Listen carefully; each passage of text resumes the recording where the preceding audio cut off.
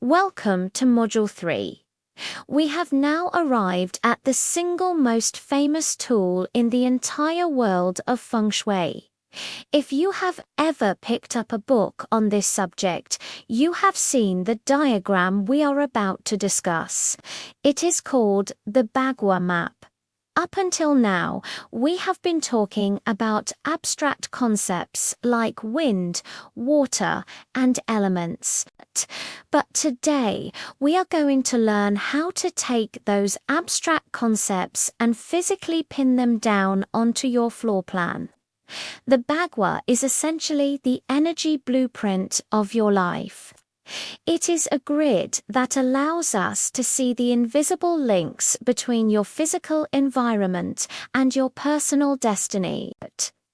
When we place this map over your home, we can suddenly see that your kitchen is not just a place to cook, but it might be the sector controlling your wealth. Or that your cluttered closet is actually sitting in the sector controlling your marriage.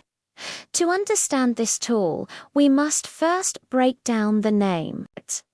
In Chinese, ba means 8, and gua means area or trigram.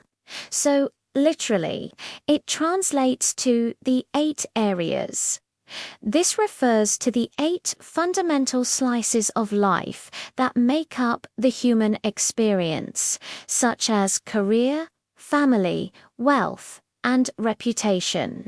However, as you study, you will likely encounter 2 different shapes for this map, and this often causes confusion for beginners. Sometimes you see it drawn as an octagon, like a stop sign, and other times you see it drawn as a square grid, like a tic-tac-toe board. Which one is correct? The answer is that they are both correct, but they serve different purposes. Let us start with the octagon. This is the traditional, energetic shape of the Bagua. In the ancient view of the universe, energy radiates outward from the center in all directions, expanding evenly like ripples in a pond. The octagon captures this perfect, balanced expansion.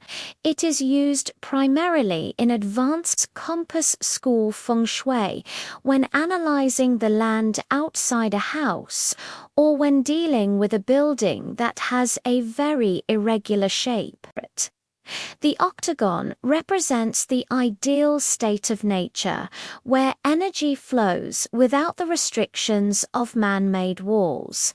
However, most of us do not live in octagonal houses. We live in boxes. Our apartments, our offices, and our bedrooms are almost always squares or rectangles. Because of this architectural reality, we use the second shape, the 9-grid square, also known historically as the low shoe square. To create this, we essentially take the flexible skin of the octagon and stretch it to fit the corners of the square. This turns the map into a simple 3x3 grid. This grid is the practical tool we use for modern interiors. It divides your floor plan into 9 equal sectors. You might be asking, if the name Bogos means 8 areas, why is the square grid made of 9 boxes? This is a very keen observation.